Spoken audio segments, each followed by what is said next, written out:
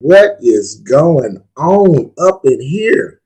YouTube and Facebook. Check it out. James and Deidre is in the house. How y'all doing on the Working People's podcast? How's everybody doing? Everybody having Yes, a good yes, day? yes. Deidre, how you doing? I'm doing fabulous. I'm doing fine. Thank you.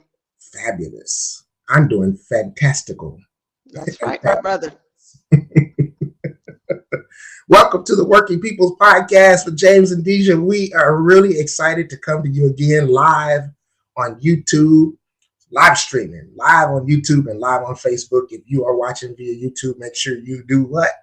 Press that subscribe button for your boy and for your girl over here. And also press that thumbs up like button and ring that bell. We need to Like know. and share. Yeah, like and share. And give us some feedback, some comments, but definitely like and share. Yeah. Absolutely. And if you're watching via Facebook, make sure you do the same. You guys have been great about sharing the content, sharing the videos. I've been seeing the shares and I'm like, wow, the last video was 30 shares. That's great. Thank you all for watching and tuning in. Press that like button, press the heart. If you press the angry emoji, please tell us why, or the laughter emoji, please tell us why. Continue. There's been a few people that have dropped some questions, in the comment section, and we've answered and responded to a few, but definitely drop some questions for us. Next week, we're going to be coming to you talking about some debit and credit stuff, and we're going to come to you talking about some what LLCs, right? Yes, yes, yes. Yep. I'm going to just drop some information on LOCs and how they differ from a DBA.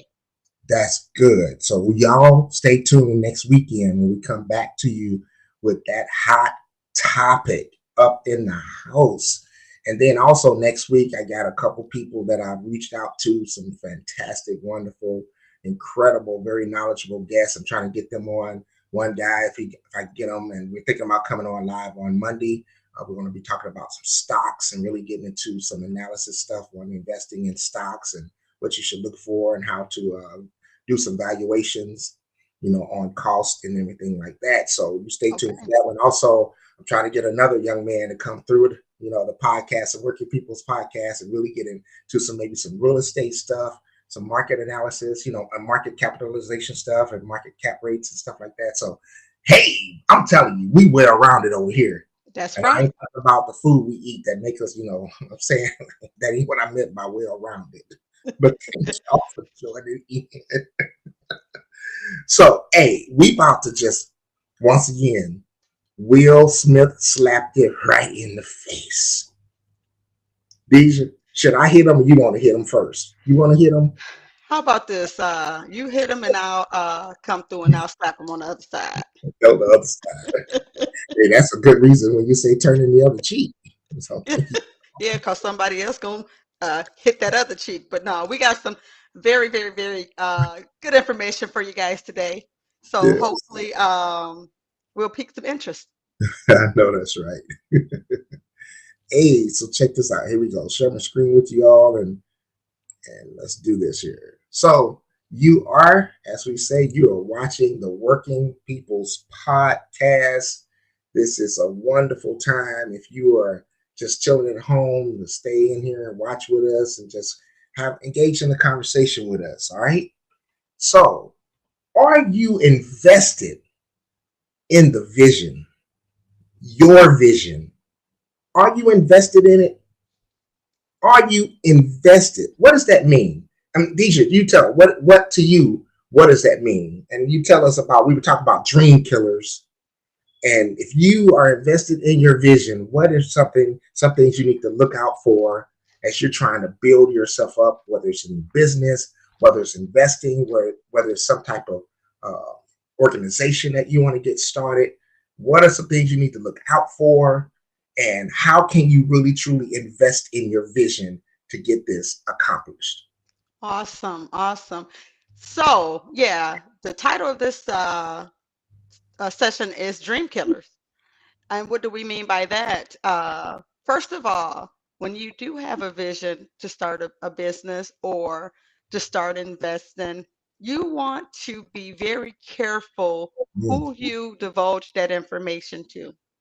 simply because we got to keep in mind everybody may not be where we're at, either intellectually, with the business mindset, or even financially. So, Mhm. too often in our community, we hear people, speak on things that they want to accomplish and that they want to do. So, what we have to ask ourselves is, when is the appropriate time to do that?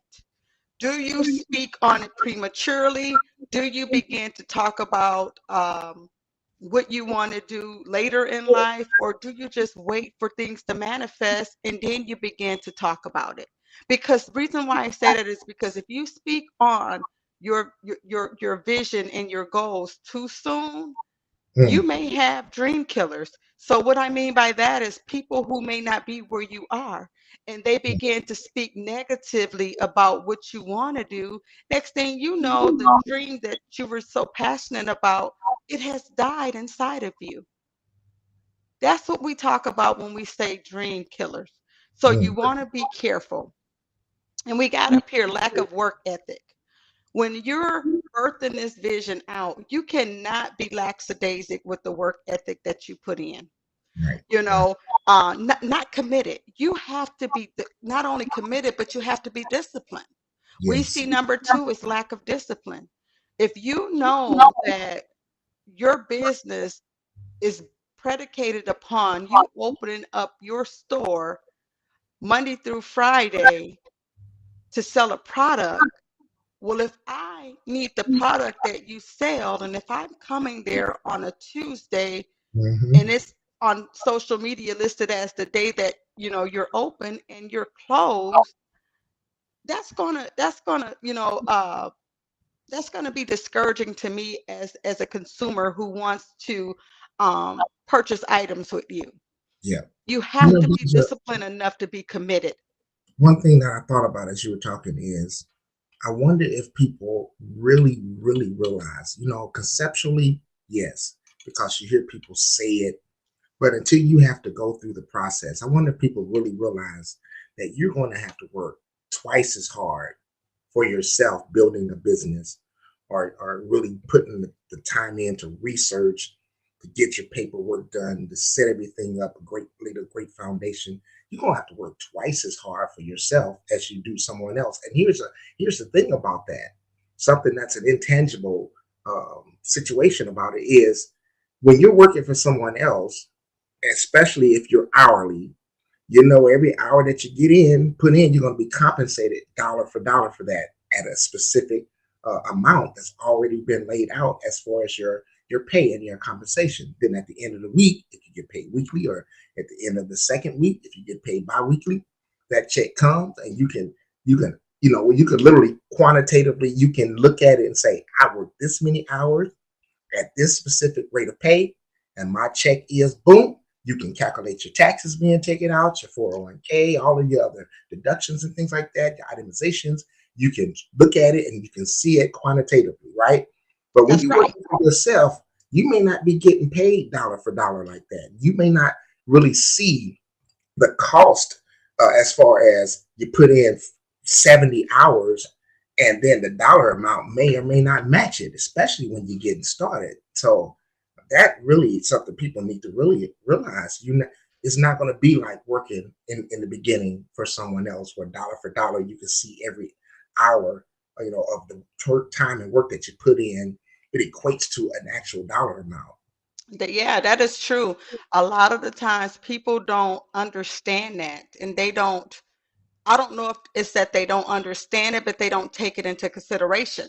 Mm, Because a lot of the times, depending on the type of industry that they're in, the yeah, money that they making can be getting filtered back into the business, right, right? exactly. So if you have a hot dog stand, which is, and we say that because it's easier to look at, well, Hmm. you got to purchase the product from somewhere, so a lot of the times the money that's being filtered into the business, you got to take a percentage of that to reinvest in the business Yes. to get the product that you need to sell. So, You really need to have incredible book record keeping and bookkeeping, especially when you're talking about any type of business. You use the example of a hot dog stand when you got inventory. You really got to track the cost in Yeah, those and I expenses. think that is something that we're going to want to use just as an analogy for the people. Something as simple as a hot dog stand. Yes. Because the reason why I say that is you can go from one hot dog stand where you're the general person who operates it to a fleet of hot dog stands. But at the end of the day, you have to start somewhere. So if Right. I have a vision to open up a hot dog stand, I may start my very first hot dog stand at Burston Fieldhouse, when they're having their baseball games. But if my vision is to reach Co-America, I may want to be careful of who I share that vision with. Because Hmm. again, a person may look at me and say, okay, well, you're doing very well here by servicing us here in Flint at Burston, but do you really think you have what it takes to go as far as Comerica Park serving your hot dogs? Right. Right. That's what I mean by you got to be careful about who you share your vision with. You But talking even good. though you're starting with the one hot dog stand, you still got to be disciplined. You got to really, if you're going to be there, if you signed a contract with Burston to say that you're going to be here on a Saturday or Sunday afternoon, they're going to Hmm. expect that you're going to be there on a Saturday or Sunday afternoon. Yeah. And you got to So manage you your time. have to be disciplined. Absolutely. You got to manage your time. You got to manage the people around you that may feel like, oh, well, you don't have a regular job. So they be calling you, asking you, can you do them favors? Can you pick up their niece and nephew from school? Can you take the dog to the vet? And that's one of the trials of working for yourself when people just think you got all this extra time on your hands. Yeah, yeah. But again, you got to keep your vision before you. Right. Write the vision down and make it plain. We Oh, come talk on. about that. You stole my We talk scripture, about that. I did.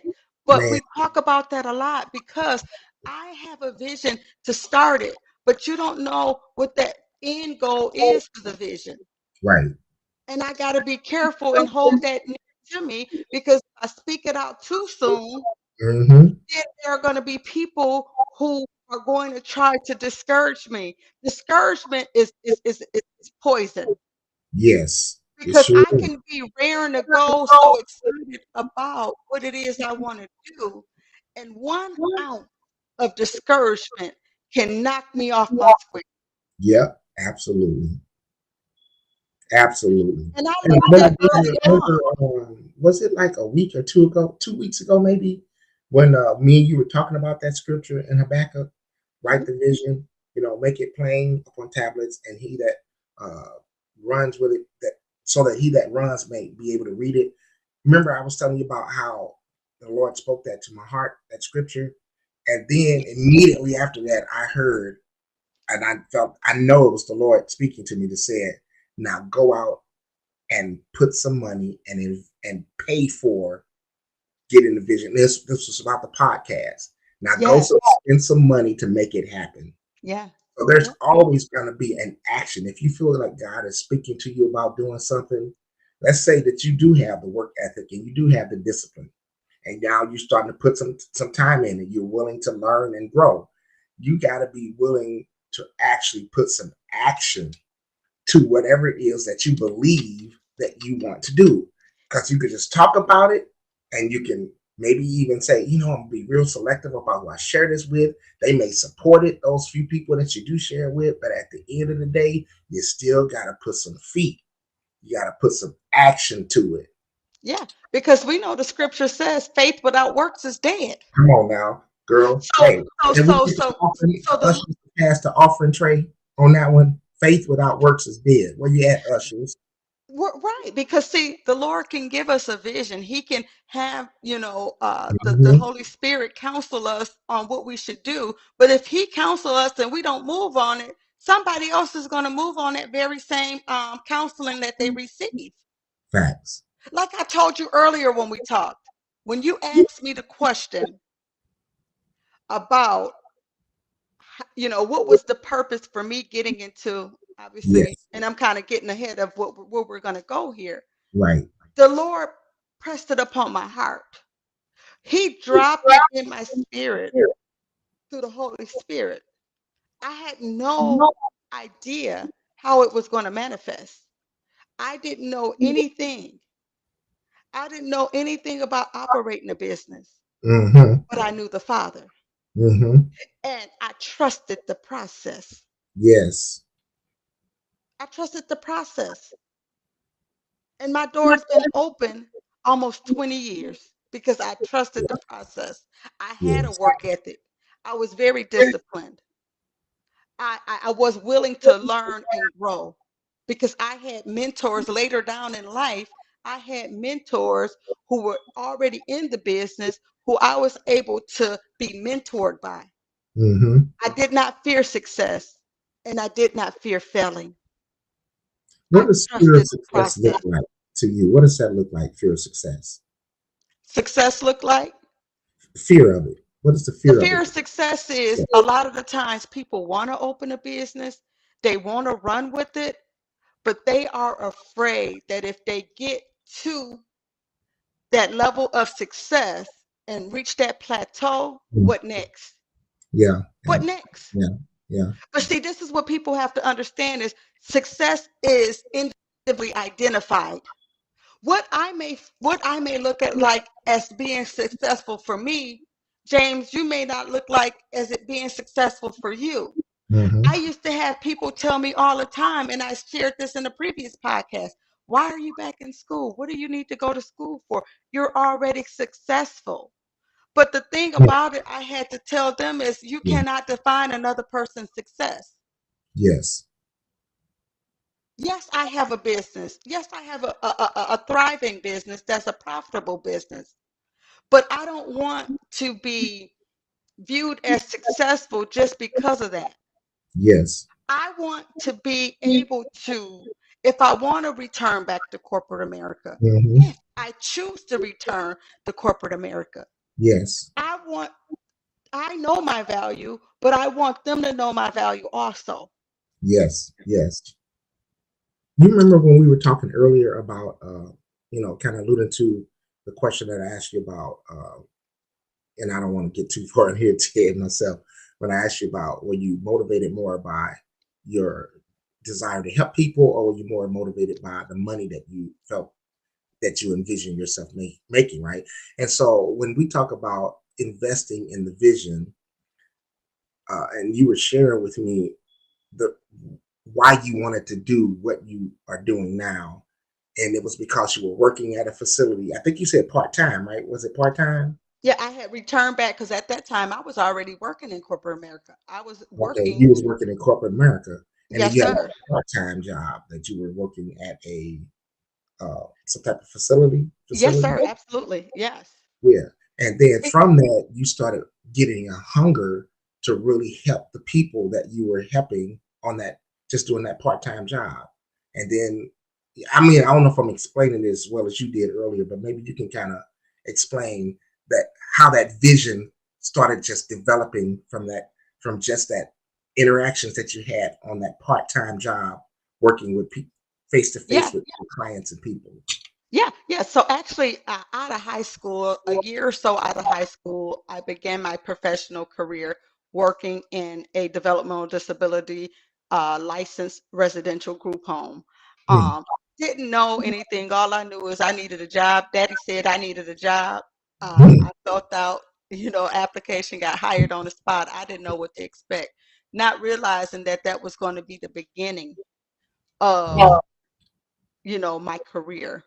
So I left that particular job. I was there for a couple years. I left because I had my first son, and I wanted to be able to know that I'm going to get off work when I'm scheduled to get off work. And unfortunately, it wasn't always the case working at the group home. You may get stuck on shift or be mandated.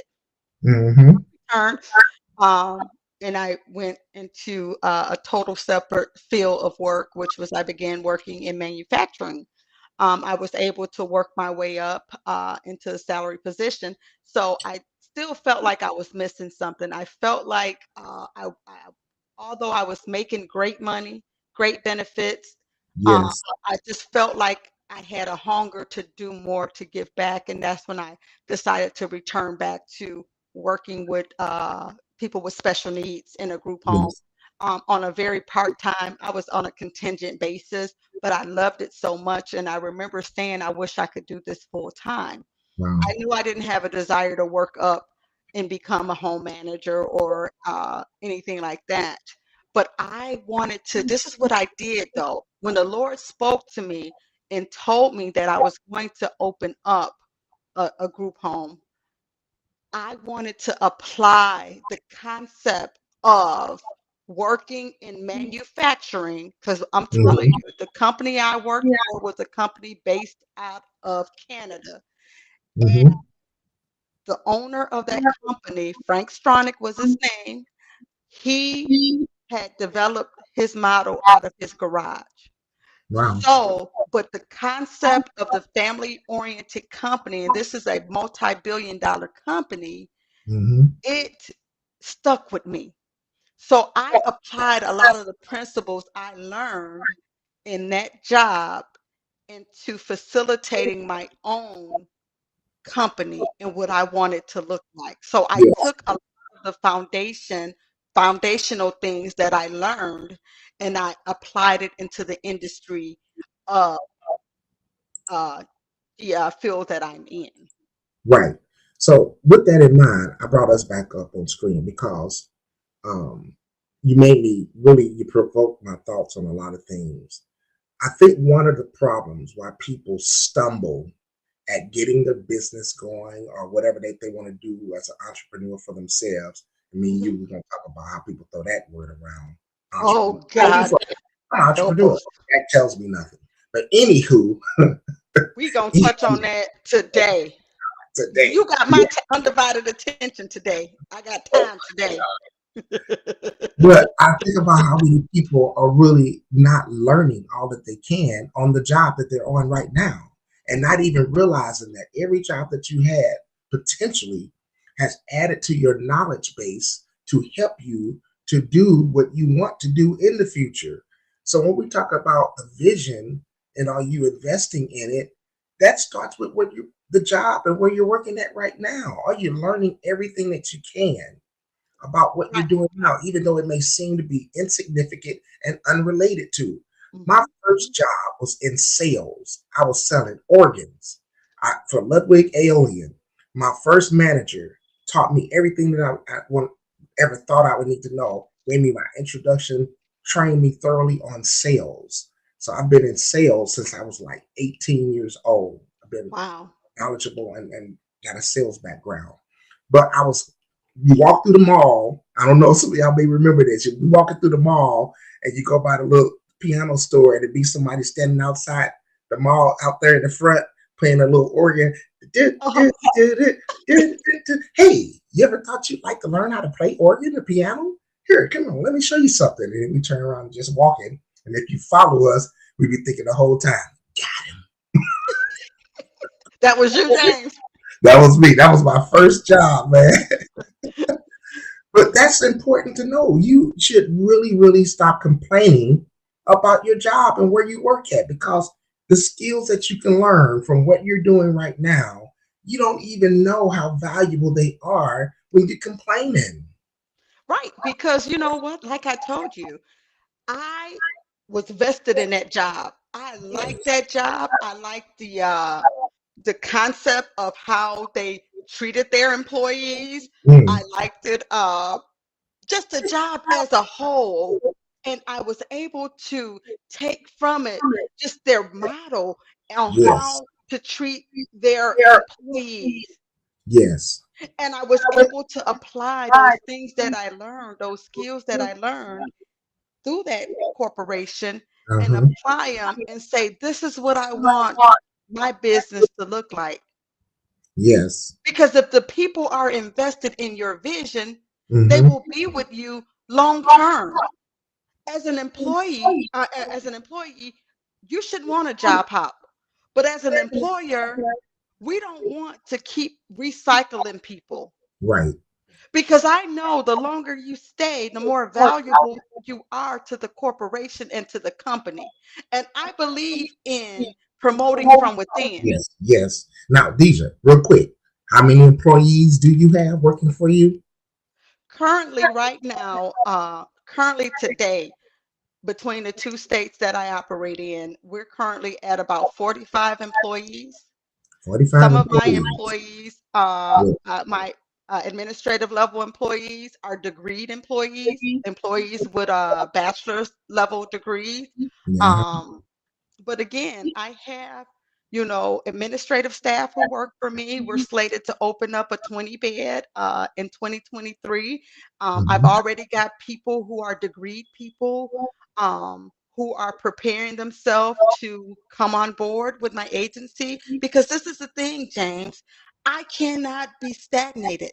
Mhm. As I begin to grow this model, Yes. I need to have key people in position who Yes. are trustworthy people, who I know have my best interest at heart, who I know believe in my vision, so that I can continue to move and grow and move and grow this business to the level that I know it can grow to.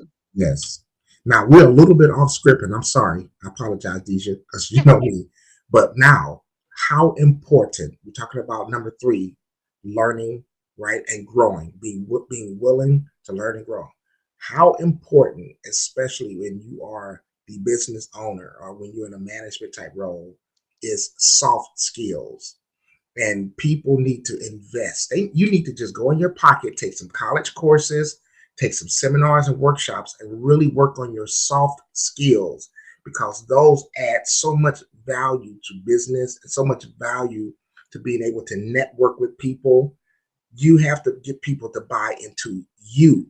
They won't buy what you're saying until they can buy into you, who you are. And you have to be able to sell yourself. Therefore, your soft skills, your communication skills got to be, man, I'm talking better than y'all pressing that like button.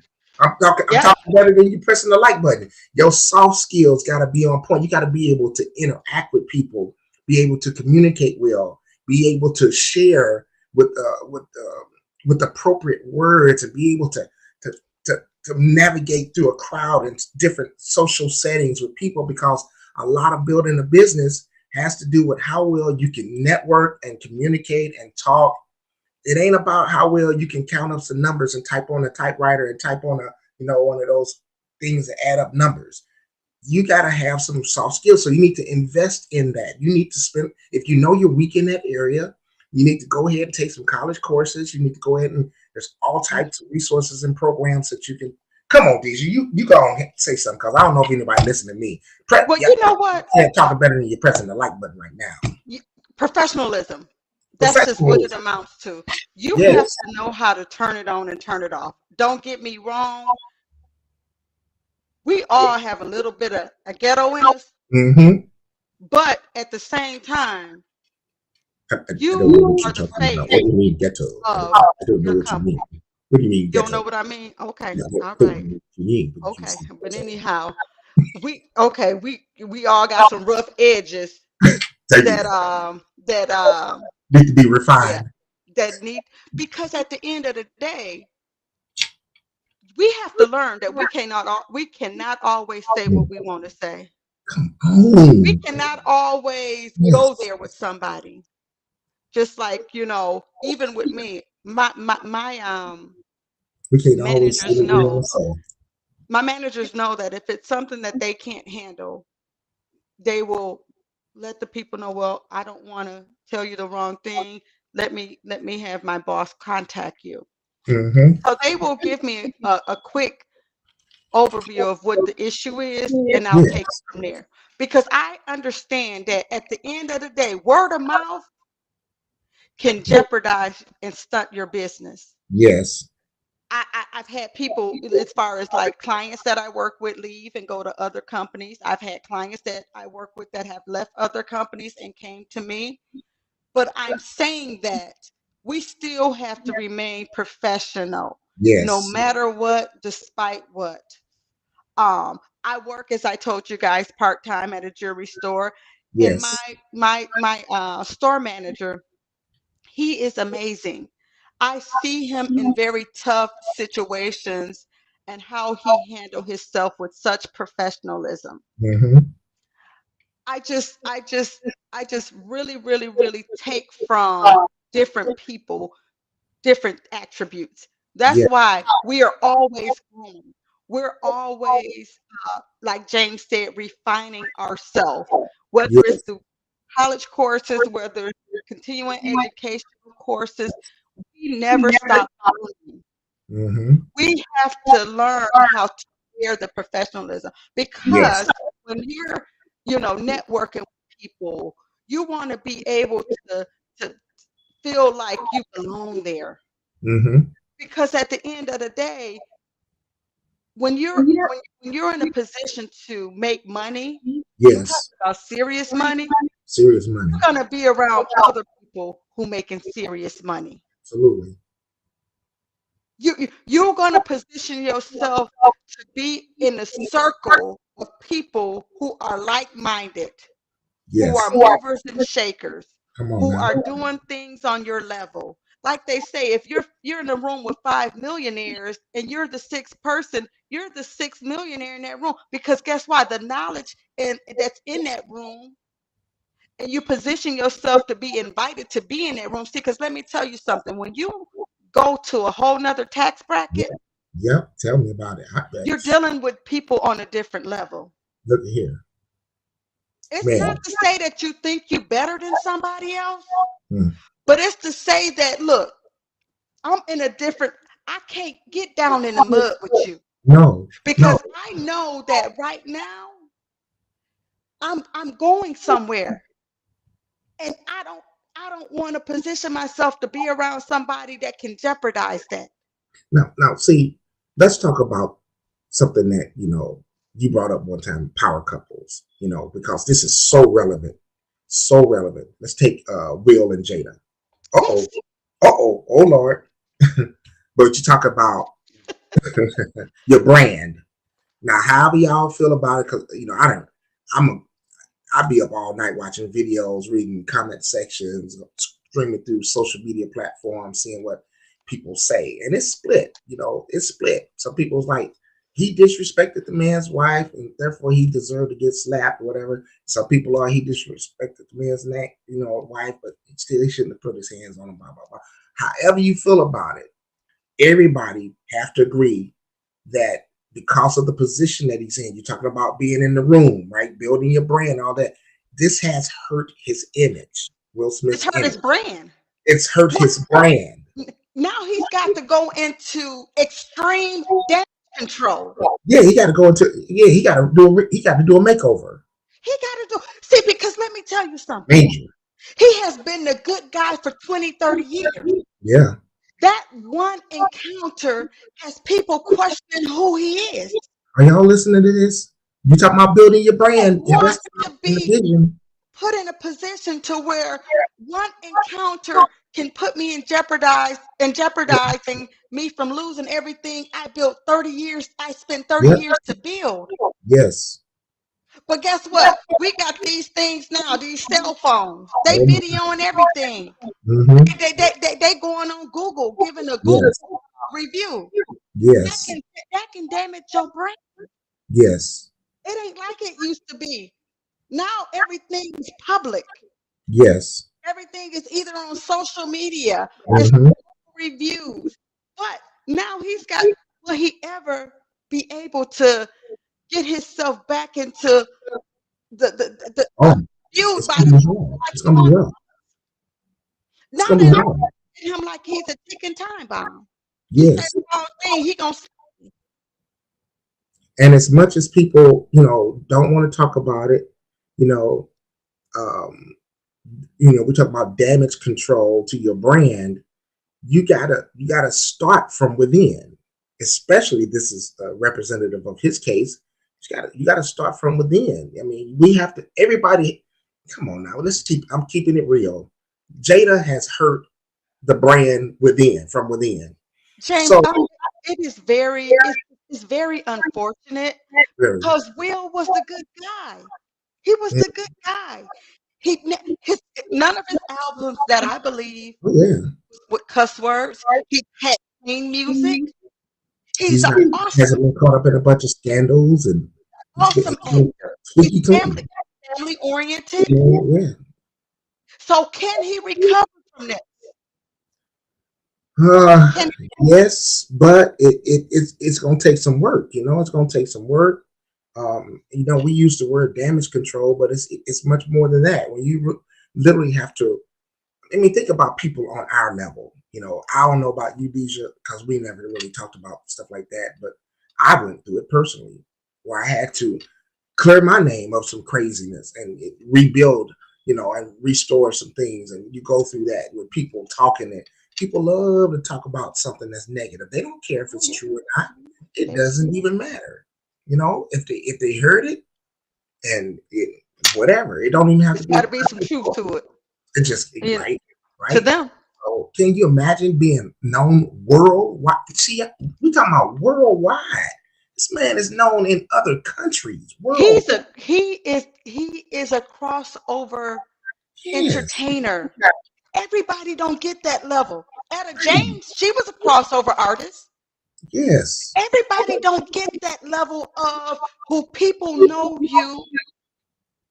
Yes, our community may know you, but he's a crossover artist, entertainer, whatever you yes, want to call him. yes, yes. Everybody don't get that opportunity. Absolutely, absolutely. So Worldwide. You talk about worldwide. and we talk about the communication stuff. I know there's a lot of people hate him, but I'm gonna say the name Barack Obama. But the man has some impeccable soft skills. His ability to network and his ability to speak. I mean, I love some historical data things about historical things about some presidents and stuff. FDR, Franklin Delano Roosevelt, the speech, his inauguration speech. We have nothing to fear but fear itself. Right in the midst of the Great Depression. Amazing. If you've never read it, read his inauguration speech. Okay. Another one that I love. I mean, just amazing. I mean, how do you feel about them personally? And when I get into the politics and stuff, but Ronald Reagan, phenomenal speaker. Ronald Reagan, Mhm. when the space shuttle blew up, when there, what's his name? Was it Muammar Gaddafi? Who was it? Somebody was assassinated. I can't. Okay. Somebody was assassinated. And he had to give a speech about that, and man, his speaking was amazing. I loved it. And then Barack Obama. I mean, he's up there with amazing soft skills, communication skills. I mean, the Yes. way he would go out into the communities and meet people and just randomly go out in communities and just talk to regular, ordinary people Hmm. and go to restaurants and stuff. I mean, his skills were just impeccable. And even, talking about power couples, I have, President Barack Obama and Michelle. I Yeah. have Prince Harry and Meghan Markle, Oh, Beyonce and Jay-Z. These are yeah. power couples. Oh, let's talk about Jay-Z and Beyonce. Oh, y'all ain't gonna like me up in here. Y'all ain't gonna like me. But So the hey, question I have for you, James, since you uh-oh, always like to put your people on the spot, uh-oh. what does a power couple look like? And Boy, what do you're they gonna have get in common? you're gonna get my podcast canceled. You'll get us canceled before we even get started good. No, we not. Hey, are y'all pressing that like button? Because this may be the last show and the last opportunity once I get my foot out my throat. Come on, brother. I'm gonna Come on, ask. brother. Because me Okay. and you be having some, we talk a couple times a week. Come on, brother. Yes. Yes. Whew, power couple. Because I think some people have a fallacy that a power couple has to be, two international superstars or something like that. I don't think that's the case. So for me, I would say a power couple are two people that really know, uh, that really are walking their journey together well and know their unified destination. They're not pulling against each other. Now, granted, we see some issues that have rose up in relationships like Jay-Z and Beyonce, but you see she didn't leave him. That's all I'm saying. Yeah, there. And he was apologizing. I'm sorry. I'm sorry. Sorry. You know. But oh boy, I get myself in trouble. But I think for me, a power couple is um, I am really traditional when it comes to certain things. I do believe in uh, gender roles. I do believe men should be protectors, providers. And that was one of the things I made a video about it, a little short video that I talked about, the whole Will Smith and Jada thing. It's like, people talking about, well, he was protecting his wife. I was like, no, he hasn't. He hasn't protected his wife. He didn't have a problem with the whole, them having a little open relationship and all of that. If you're supposed to be a protector, a part of that is providing your wife where she feels, she has love. And granted, we know some dynamics about that are out of his control. But at the same time, if your wife is sitting there talking about she didn't know she felt like she was loved and didn't, Mm-hmm. bro, if we talking about protecting your wife, that's a part of it. It ain't just yelling at somebody and slapping somebody and hitting up somebody upside the head and telling them to keep your wife's name out your mouth. No, you gotta Right. protect her when the cameras ain't on, when the cell phones ain't recording, and when That's you're not right. on the Oscars. You gotta protect them in the sanctity of your own home, because Jada's emotions for the last few years have been all over the place, and it's been Mm-hmm. public. She's the one been putting that information out there. Y'all don't like it. Y'all don't. I know you ain't gonna like me for saying that, but it's the truth, right? It is. A power couple is people that understand the roles that they play, and they may not look like traditional gender roles, but what's the roles that work for your relationship, Absolutely. and, and each person going to get in their role and in their place to help to foster this relationship, to accomplish the things that you all have set down together and developed as your goals in your future for yourselves and for your family. There's a millionaire, $700 million man. I can't even think of the man's name right now, but I recently watched a video about him. He's like a real estate investor guy. He's worth 700 million, and Okay. talked about how him and his wife in their arrangement, they literally schedule, like with appointments through their assistants, or what do you call them, assistants, Administrative assistant. Mm-hmm. administrative assistants. They schedule time together. They schedule a weekly lunch, and they schedule when they're gonna have dinner together, because that's the arrangement that they have that works for him, where he can continue to build the empire because he's a $700 million man, and she ain't no short cake herself. And then Okay. another power couple, um, what's his name? The one that I told you about. Oh my God, who was the black guy who started he did the broker that big business deal with the back in the 60s, 70s, whenever it was. He wrote the book about, he wrote the book like something like uh, why should all the white guys have all the fun or something like that. Yep, you did tell me about that. Yeah, but I can't think of his name right now. But anyway, the woman that he married, this woman was like a lawyer or something. She was like, had a law degree. I mean, Okay. she was smart. She had went to some Ivy League school. Granted, he graduated from Harvard Law School, but the woman he married, she wasn't no slouch at all. Yeah. But And see, guess what that's she the. decided to Go ahead. do in their relationship? She decided to be a stay-at-home mother while he was out become brokering one of the first $1 billion deals, especially as an African American black man.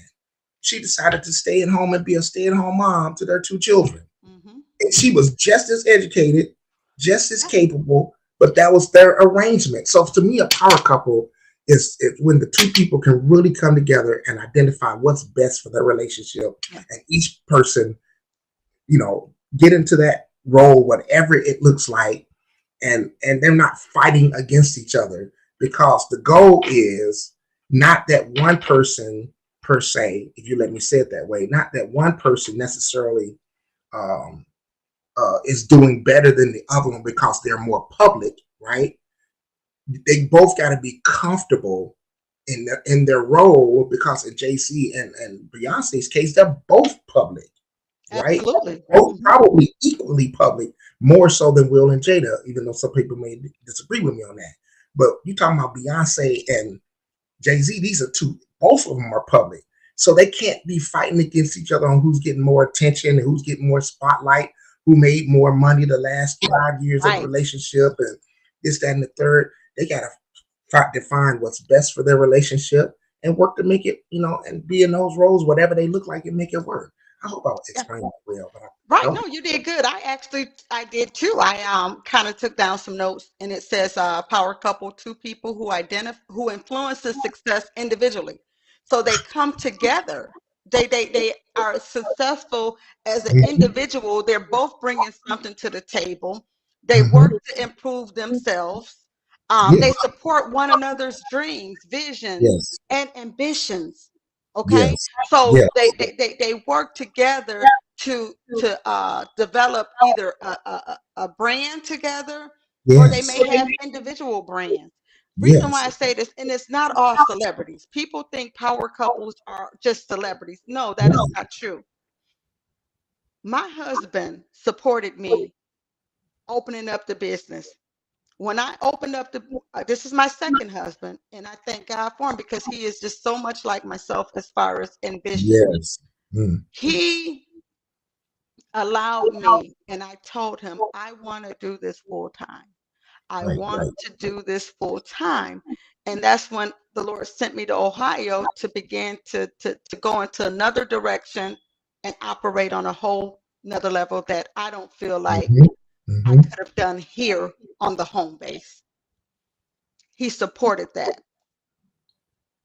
And then as the business began to grow, now mind Mm. you, Mm. it didn't grow overnight. Oh, oh. It did not grow overnight, but he still yet supported me through it. Mm-hmm. And I told him years down the line, I need you to trust the process. I need for you to be in this with me, Yes. because as I follow the and allow the Lord to lead, you be here, you will not regret it. Yes. He Yes. supported me 110%. At one point, our son was with him more than he was with me because I needed to be on my grind. I needed to be there for the business as the business began to take off.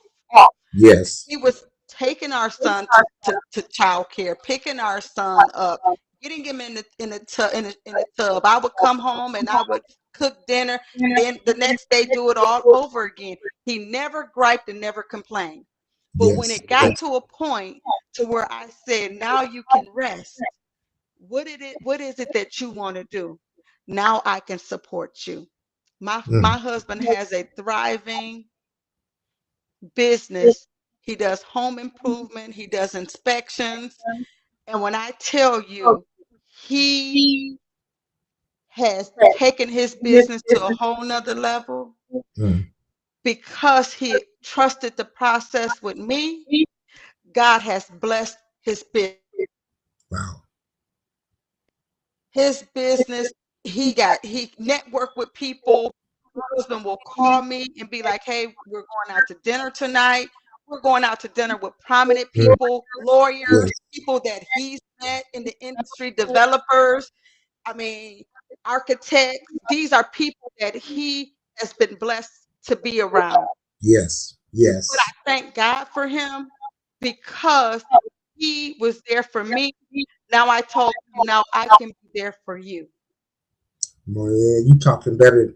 You talking good right now, because me So, and you so, talking so about some to stuff. me, James, Yes. power couples are people Mm. who are able to struggle together, Yes. but they're able to grow together.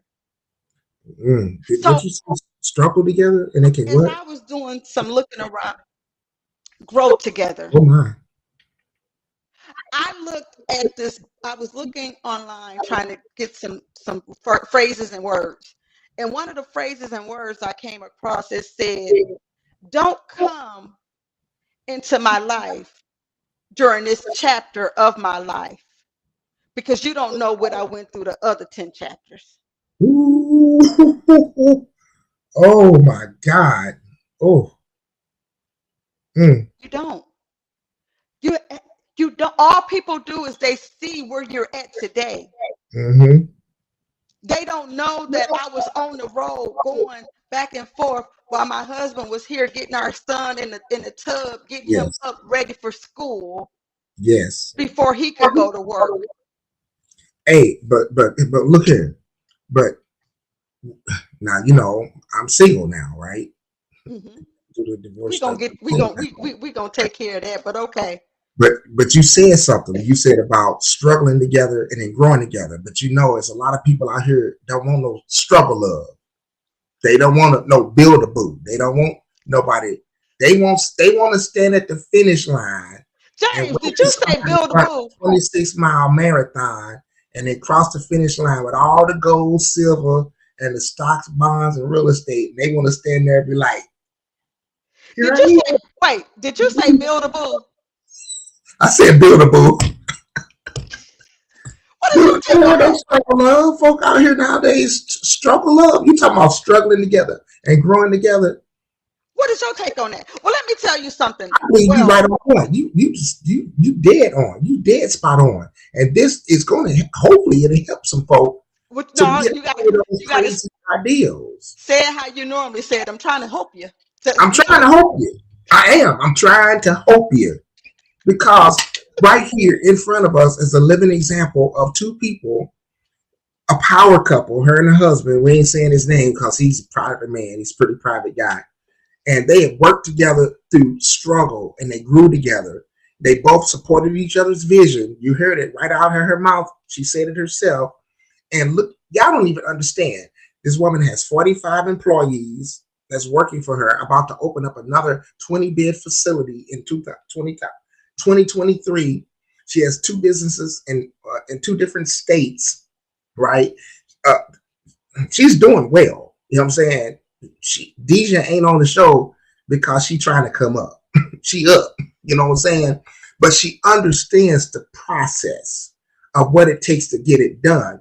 And remember, I've said it over and over again. I did a video on it. Family, the foundation of generational wealth. And in the Black community, we are the least married group of people in America. Black women married at a rate right now, 27%, Black men, 33%, overall 30%. We have over 50%, like 54, 56, somewhere like that. Don't quote me, but it's over 50% of our people that have never, somebody say never, never. never been married. We were once the most married people prior to 1965, like in 1960. We were the most married group of people in America. And now we are probably the most divided. We got so many fractured relationships, broken home, men over here yakking at the women, blah, blah, blah, blah, blah, blah, blah, blah, blah, talking about, she this, that, and the other, blah, blah, blah, blah, but you're still having sex with her. So you need to just stop it. Stop it, right? If she ain't good enough to marry, she shouldn't. Oh, y'all ain't ready for this conversation. If she ain't good enough to marry, then you shouldn't be over there with your socks off, over there in the bed somewhere with her. So, Say and I that ain't again. gonna say this because y'all hate me for it. So maybe Deja could say something on that side. But we need to begin to rebuild the family because that is where the wealth comes from. 80%, 86% of millionaires are married.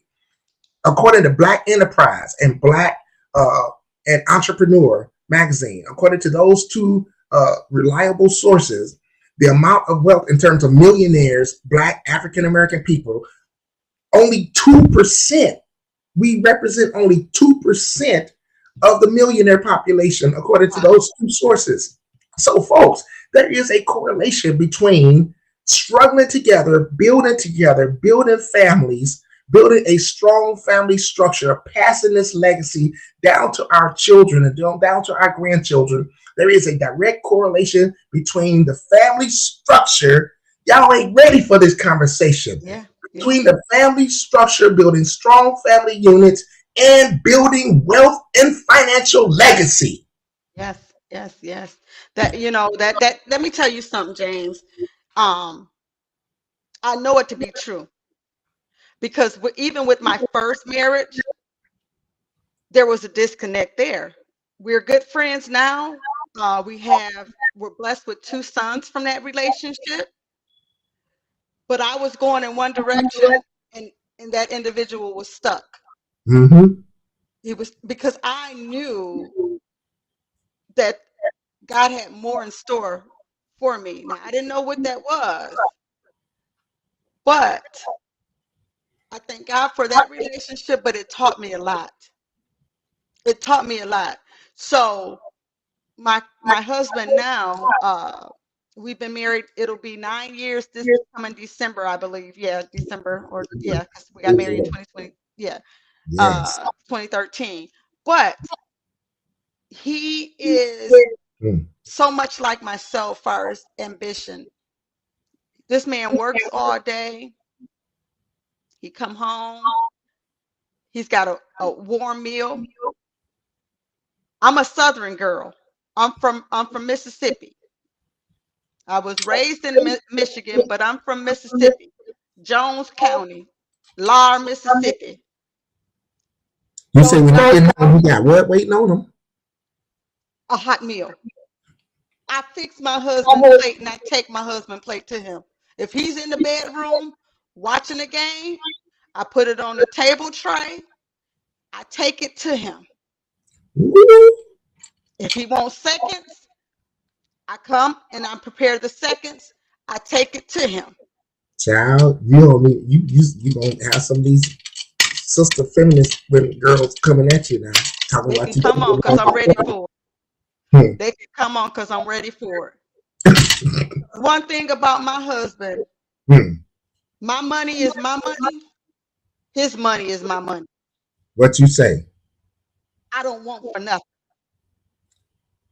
I already know. My money is my money. His money is my money. I'm going to say that again. I don't want for nothing, but I take care of him. Mm. He's taking care of me.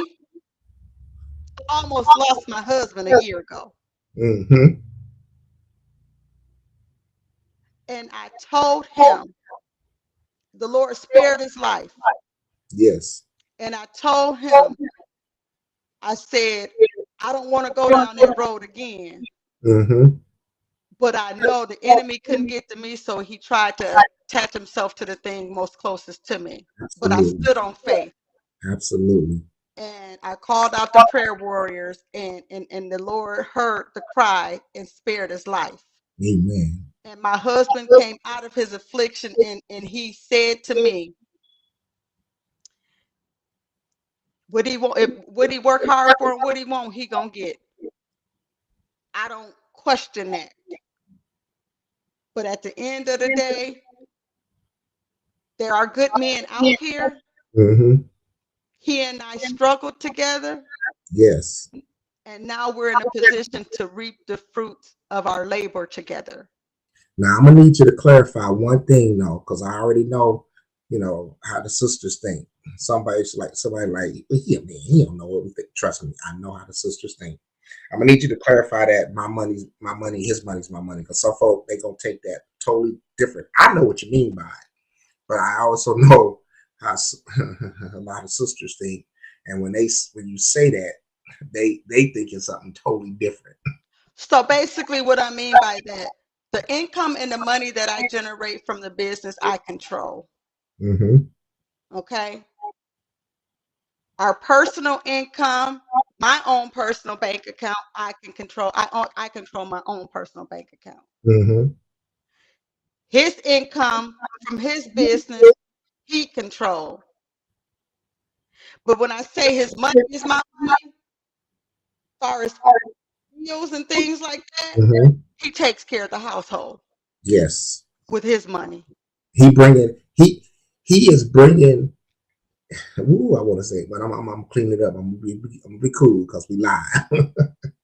Mhm. He is still the leader in his home Yes. because I know how some people, when you said what you said, I already know how some of the sisters think. So y'all can get mad at me if you want to, because some of you know that's how you think. You know what I'm But let saying? me tell you this, James, he is still Right? the leader, and He's still I am submissive to my husband because I have a very strong personality. yes. It takes a stronger man with a stronger personality to deal with a woman with a strong personality. Mm-hmm. My husband is very reserved. He's very quiet. Yes, he is. But when he speak, I listen. We ain't doing all that arguing back and forth in the household. We ain't Mm-hmm. fighting. We ain't doing that nonsense. Mm-hmm. Mm-hmm. I call him. I say, What do you want for dinner today? He tell me what he wants me to cook, or I'll tell him, honey, I'm cooking this for dinner. Is that what you want? He say yay or nay. More times than none, he's gonna say, yeah, that's fine. Yes, yes. I allow him to be the leader of the household because he's a man first. Hmm. My husband is almost 2 years my junior. Man, that like button should be going off right now. That them hearts should be flying all over the place. We should have like 20, 22, 23 shares, and we should have like 12, 15 likes and hearts. Cause y'all ain't look at here. Y'all need to understand what she's saying. Yeah. She could come home. She could come home. Can we make it plain? Because some folk maybe they need me to break it down to them. She could come home. She's a very successful businesswoman. She could come home and fight with her man. And when I say fight, I'm not talking about with words. I'm talking with her attitude. With I'm doing this. I'm this. I got 45 employees. I got me a Porsche sitting out in the driveway. I got clients, and I got 200, 300 clients, and I done met with the millionaires and had dinner with very important people, and you just go and do blue collar stuff with your hands. She can have that attitude, and the Bible says that a wise woman builds her house, but the Bible says, but a foolish woman tears it down with her own hands. But because she understands that they understand how their roles work together, and they are a living, breathing power couple, their marriage is successful. It works. Both of them are now successful. They supported each other. Oh man, I'm telling you, that like button should be just going crazy right about now.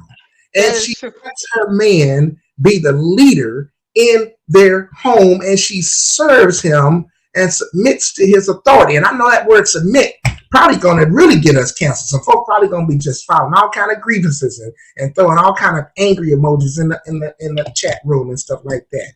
But she said it herself. She submits to his authority, to his godly authority. Yes. I ain't said nothing that she didn't just say. I just, just put it in, ghetto terms. That word. That's it. There you go. And my husband, he's just so loving and kind. He just is. I mean, he just is. He takes really good care of us, our family, he's just a good all around good guy, and I don't want to give him grief. People don't want to come home to a dysfunctional home. It's nothing but grief. Because guess what? You're gonna run him out that door. I like to live in peace. I'm at a place in a position in my life, James, where I say, if it's not contributing peace to my life, I don't want to be around it. You done said that a lot. I heard you say that a lot. Because I mean it. I mean it. Peace is my portion. And if it's not giving me peace, I cannot allow it to be in my presence. So I got a question for you, Disha. It sounds, based on what I know, you and your husband, you both, as you went on your journey to building the business, as he then went on his journey after he supported you, and now you're supporting him, you both defined your why, and then you laid out a plan and how you was going to accomplish those goals. But you're able. How important is it for people, if they're going to build a business, if they're going to make a relationship work so the two can truly build that generational wealth and financial legacy? How important is it for each person to come together individually and together and be able to define their why? Why do you want to be rich? Why do you want to have a successful business? Why? Can you explain that? Why it's important to be able to define your why and make your passion about people more than it is about profit, and make your passion more about serving people than it is about making money. But you could do a good job explaining this. Help us out. Well, I can speak from my own experience. When people come to me, James, and they ask me about starting a business in the industry that I'm in any business, you can take this and it can be relevant to any business. I always say, well, why do you want to do this? Why do you Mhm. want to do this? Will you do this whether you got paid or not? Right. And if the answer is no, maybe you need to look at doing something else, especially the type of business that I'm in, because I will do this. This is my ministry. I say that and I believe that, and this is the purpose. This is my God given purpose. Yes. Because at the end of the day, I'm taking care of God's most vulnerable people, people who are disabled, people who are aged, people who the world view as rejects, defects. I'm taking care of the most vulnerable people that's in our society. So for me, my why was why not? God called me and I'm walking in my purpose. Hmm. But for other people, they have to know why are you doing this? And what do you expect to accomplish from doing this? Because Hmm. opening up a business, you got to be vested in that business to see that business through to the first 5 years. You have to be vested. You have to be dependable, Yes. dependable. You have to be where you say you're gonna be when you say you're gonna be. So each person needs to identify when they decide to journal or begin to write out their 5 year plan where they see their business at. They should start with that question. Why do I want to open this business? What do Yes. I seek to accomplish through opening this business? Where do I see this business at in 5 years? Mm. Write the vision down and make it plain. So would this be accurate then? What's on the screen now? Would that statement right there be accurate to say the reason why so many people's plans are flawed is because their purpose is unclear? I would say that yes. And the reason why I say that is because a lot of people tend to think just because Sally Mae doing it and Sally Mae can do it, then I can do it. Mm-hmm. Everything isn't for everybody. Everything isn't like my girlfriend who recently passed away, God rest her soul, in the childcare industry. And I would tell her all the time, kudos to you. And you do a phenomenal job, but that's not my calling. So you ain't Yes. got to ever worry about me trying to be in competition with you. Yes. Yes. So many people see that, oh, if you're doing this and it's successful for you, then oh, it must be easy. And if I do it, I can be equally successful. Yes. But their purpose for doing it is unclear, or their purpose for doing it is because they're doing it from a financial Ooh, viewpoint. motivation from a purely financial motivation. And yes, Mm. and if you want to do something from a purely financial motivation, then work a 9 to 5 because you're guaranteed to get a check. Yeah, Opening that's up a business, you're not guaranteed to be able to bring in the income to yeah, sustain that business and your own household. yeah, yeah. I would never crush anybody's dream. I know our title is Dream Crushers, but I will always Dream ask killers. a person, Dream killers. Dream Killers. I Yes. apologize, Dream Killers, correction on that. But I would never crush anybody's dream because I wouldn't want anybody to crush mine. But you Yes. always need to go with that why before you Mm. decide to reach and decide to leave a job or decide to go into entrepreneurship, which, like you said, James, people are Ooh. free throwing that word Mm. around. Mm. They freely throwing that word. What are you doing? Oh, I'm an entrepreneur. Mm. Well, Mm-hmm. Yeah. And So let's you get and I talked about that. let's ask this hard question. Me and you talked about this, but who is adding value to your vision? Who is adding value to your vision? You know, and you need to take a hard look and examine your inner circle of friends. But hey, I'll let you talk about, because I know you had some really strong um, thoughts and some really uh, great Yeah. things on this part here. Yep. You can lead into them, and I'll just give you my Yeah, yeah. what I But have to say about really it. examine your inner circle of friends. I had to do this a couple years ago, and I started seeing that I was connected to some people that I hadn't had one profitable conversation with them in like 2 years. I'm like, and it was some guys that I worked with and stuff, and I'm like, why am I constantly bending over backwards trying to, bring this guy into my inner circle and doing all this stuff, and then he knows of my Christian faith. He knows I go to church, and I'm just keeping it real right now. And I'd be at church on Sunday. I'm at church, and I put my phone on vibrate or whatever, and you can feel it vibrate in his hand. And I look and see that something came from him, and so I know he's got a child, and so I'm always, my mind is, I'm a person. I'm always thinking, if somebody sends me something at a time like when they know I'm at church, it must be important, right? Yeah. And I would open these messages from him, and he'd have all kind of inappropriate pictures and crazy stuff, and he know I'm at church. And I have to get to the point where I'm like, okay, it's certain people, they are not they are not pushing me forward in anything that's beneficial to my life and future. And Right. as sad as it is to say it, I had to examine my inner circle, and I had to cut some people.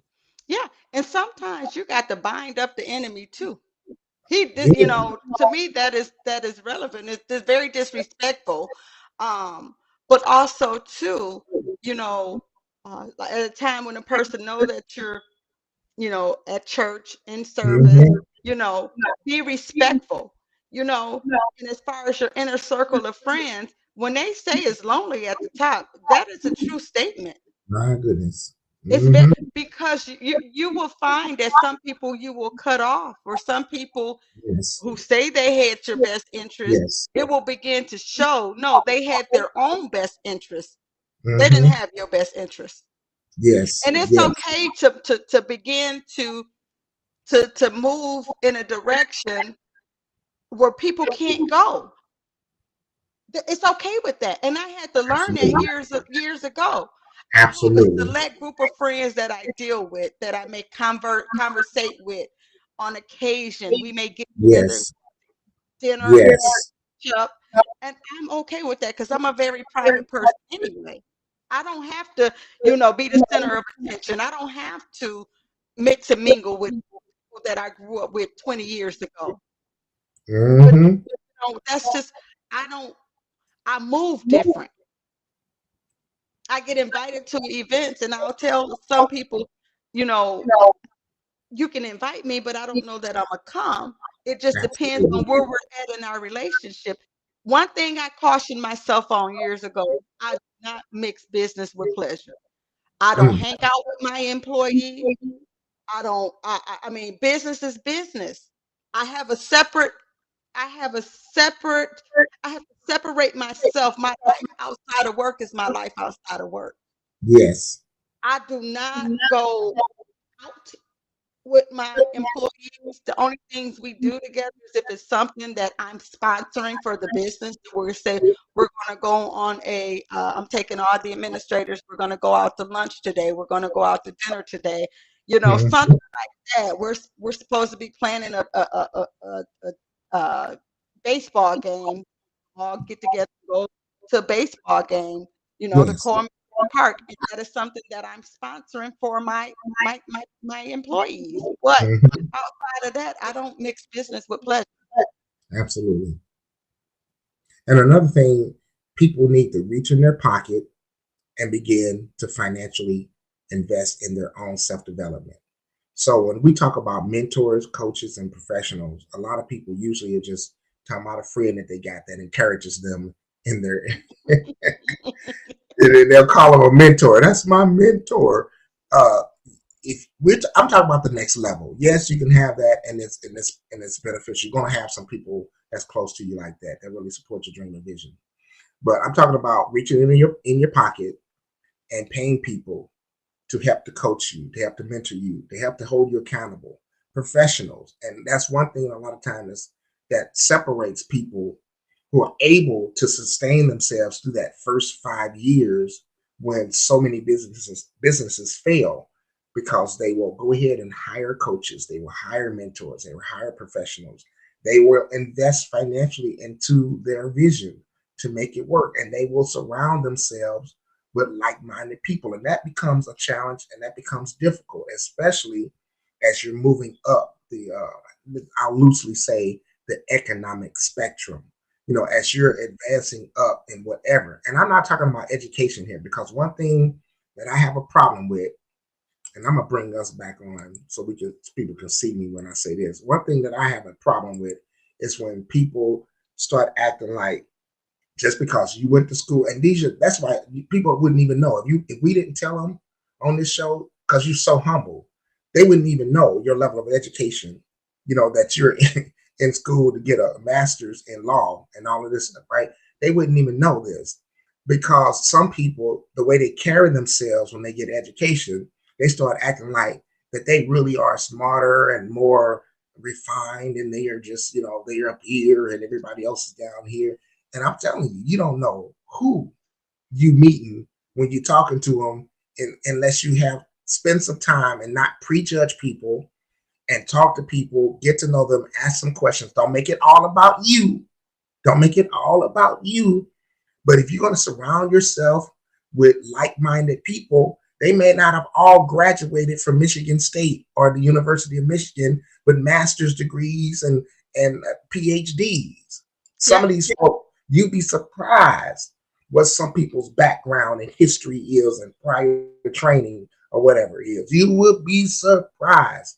So you Yeah. have to spend time not prejudging people, but That getting to know people, talking to people, socializing, networking. Yep, that is so true. And it's funny you say that because yeah, I'm finishing up my master's in law this summer. I just did my application for the graduation, but I Did you also get just got accepted? accepted Did in you get I accepted? I, Come on. I sent you the text. I I got know that's what accepted. I'm I telling you. I did. know it's a rhetorical Yep, question. I She got got accepted accepted, into the in the MBA program. Woo-wee. Yeah.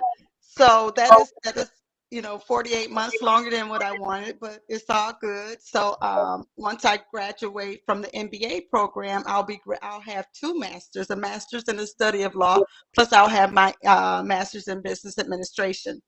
But also too, I had reached out to one of the law offices that my husband and I work with, through our trust fund. And just the other day, we got a meeting with them next week.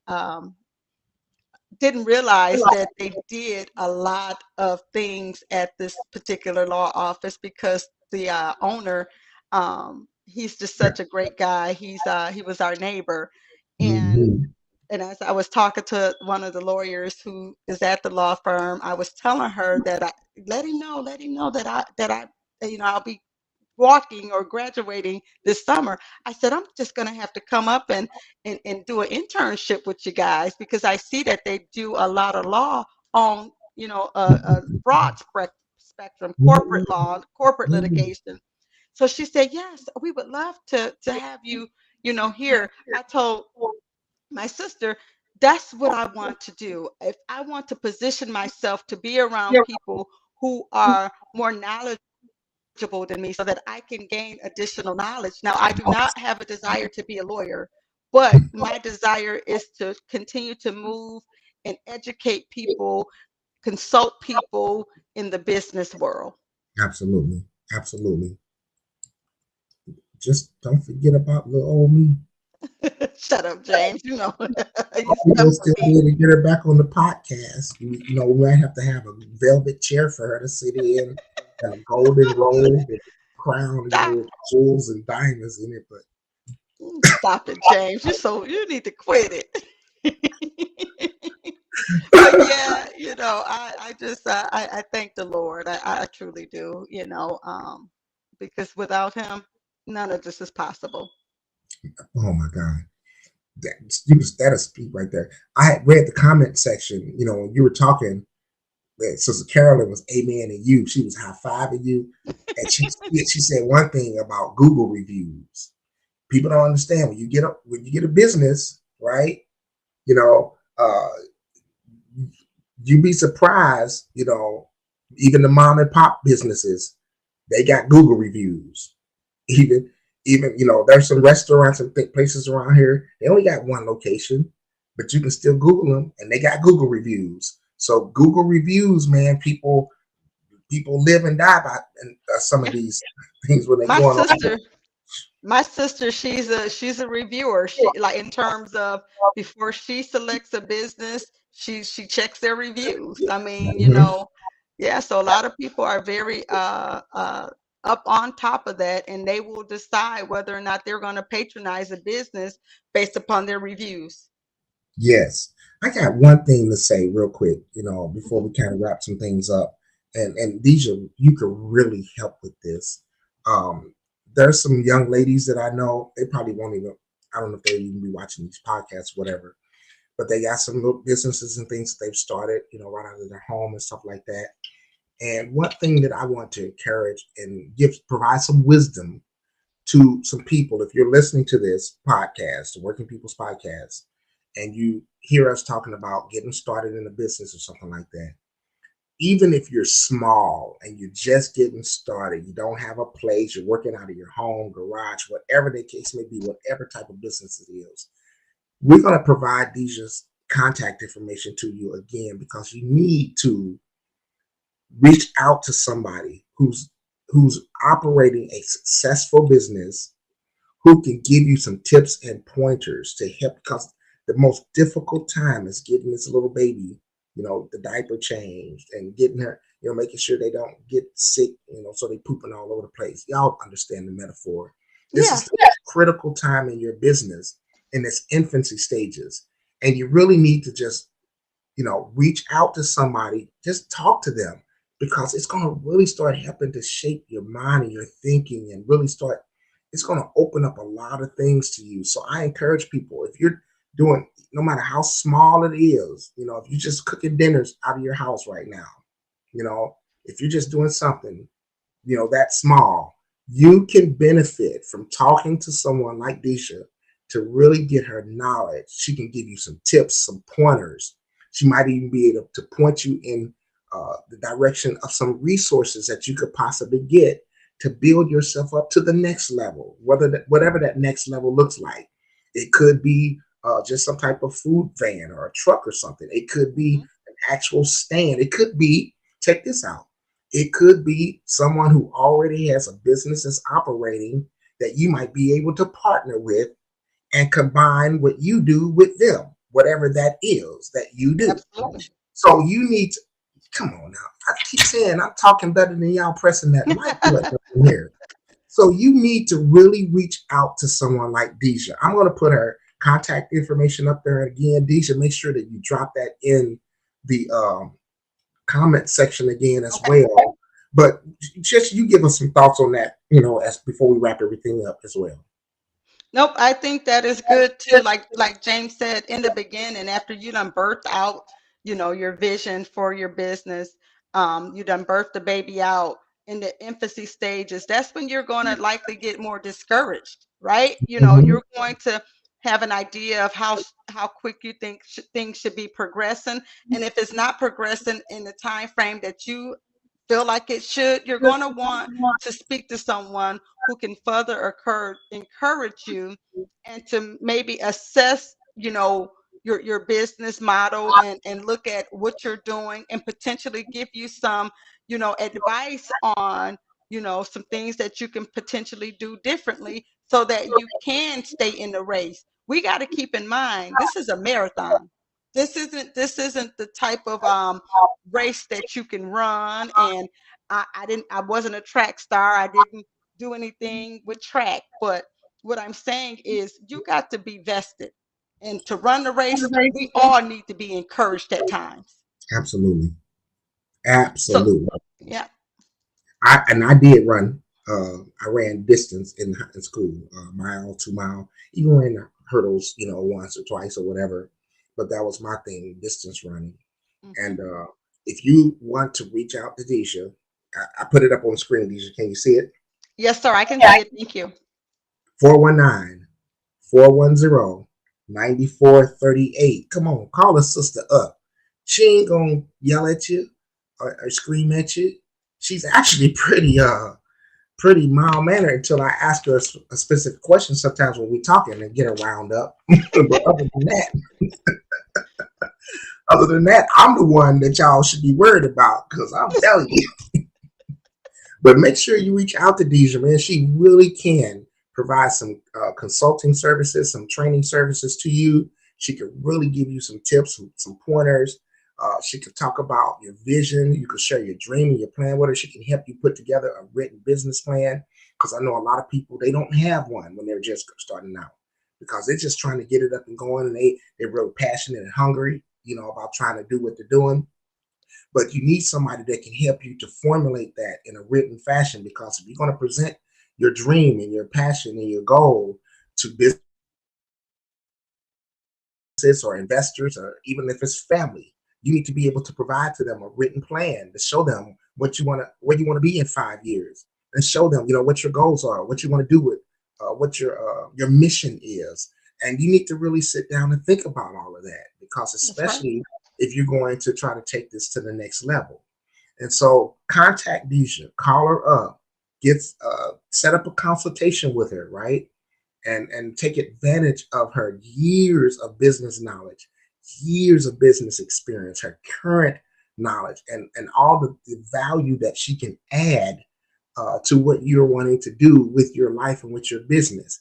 And so contact her. Once again, that number is on the screen is 419 410 9438. Deja's going to also drop that in the comment section so you can have it to, when you go through the comment section, you'll see her contact information. So, hey, Deja, you got anything else you want to share with everybody before we wrap this thing up? Because I'm telling you, whoo, this has been good. This has been good. Nope, I don't have anything, my brother. As always, I thank you. I thank you for having me on the Working People's Podcast. It's always a pleasure, and I look forward to what you We guys coming, are bringing forward on Monday. yeah, we coming back, man. We coming back, man. Deja gonna be talking about some credit, debit stuff. We're gonna be talking about LLCs, the next level of business. We talked about sole proprietorship. So if you haven't watched that podcast, whoo, y'all need to go back and watch some of these videos, man. I'm telling you, you need to watch that one because she was shooting the And what fire. you say, James? As we're closing out, you're trying to what? Hope them. I'm trying to hope you. I keep telling you, I'm trying to hope you. You just need to go ahead and just humble yourself and let us hope you. That's it. Well Hey, said. once again, if you've been watching us via YouTube, thank you so much for coming and joining us today. This has been a fantastic episode of just talking about so many things about how to keep your dream alive, man, and how to make sure that you're investing in your vision.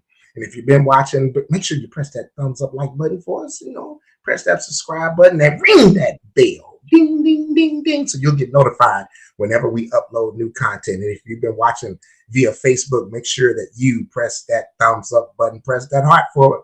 Press that heart, show us the little care button, the little huggy care thing. Press that. If you press that angry thing, will you at least drop a comment and tell us why, or the laughing emojis, tell us why. But you have been watching us here, James and Deja, on the Working People's Podcast. And guess what? We out.